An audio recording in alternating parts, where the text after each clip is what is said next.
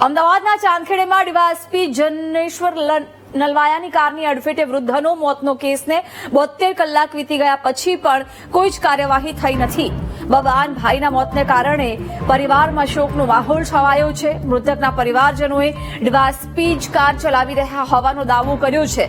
મૃતકના દીકરાએ કહ્યું, પોલીસ ફરિયાદ તો થઈ પરંતુ હજુ સુધી કોઈ કાર્યવાહી કરાઈ નથી. પરિવારે વહેલી તકે ન્યાયની માંગ કરી છે. મહત્વનું છે કે ચાંદખેડામાં રસ્તાની સાઈડ પર ઉભેલા વૃદ્ધને ડીવાયએસપીની કારે અડફેટે લીધા હતા. ઇજાગ્રસ્ત વૃદ્ધને અકસ્માત કરનાર દ્વારા જ હોસ્પિટલ લઈ જવાયા હતા. જોકે હોસ્પિટલમાં વૃદ્ધને મૃત જાહેર કરાયા હતા. એક બાજુ મૃતકના પરિવારમાં શોકનો માહોલ છે, બીજી તરફ ડીવાયએસપીના લગ્ન થઈ રહ્યા છે. લગ્નને કારણે તપાસમાં ઢીલ મુકાઈ રહી હોવાનું શંકાએ જોર પકડ્યું છે. તો મૃતકનો પરિવાર વહેલી તકે ન્યાયની માંગ કરી રહ્યો છે.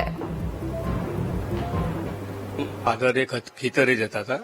ખેતરથી આગળ જયારે રસ્તામાં રોડ ક્રોસ કરવા માટે એરિયા ઉભા રહેતા કે સાધન નીકળી જાય એટલે હું ઘરે જઉં. સાઈડમાં ઉભા રહેતા એવામાં ગાડી આવી. ગાડી એમના કચરી જ લીધા હતા. આખા રોડ રોંગ સાઈડમાંથી આખી આવતી હતી, આ બાજુથી લઈ જ લીધા છે. એટલે ધૂળે ઉડતી હતી એ બધું દેખાય છે ક્લિનર સીસીટીવી કેમેરામાં. એ મારા ફાધર જ હતા એટલે બરાબર. હા, હોસ્પિટલમાં બેભાન અવસ્થામાં એમને હોસ્પિટલ લઈ ગયા હતા.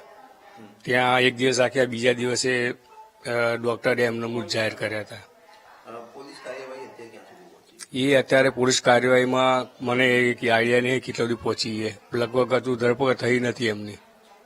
અને એ ભાઈ પહેલાથી જ આડીઓરી ગાડી ચલાવતા હતા. અને અમારા જે દાદા હતા એ અમારા આગળ જ ઉભા હતા, એક્ટિવા લઈને અમે પાછળ હતા. એટલે ભાઈએ અચાનક આવીને એમના ઉપર ગાડી ચડાવી દીધી.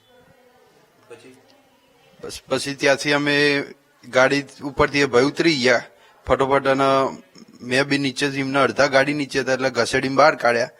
ત્યાં સુધી એ લોકો પછી અંદર ગાડી બેસાડીને પોતે જ દવાખાને લઈ ગયા હતા. આ ગાડી ફરી આખી ઉપર જ ફરી જતી. પેલા ઠોકીને નીચે પાડી દીધા અને પછી એકદમ ગાડી ઉપર ચડી જાય. એ વખતે પોતે કઈ બોલતા નતા, આંખ ખાલી ખુલ્લી હતી. બસ તરત પછી દવાખાને લઈ ગયા હતા. એના જ ભાઈ જે ભાઈએ ગાડી ઠોકી એના જ ભાઈ તરત લઈ ગયા હતા.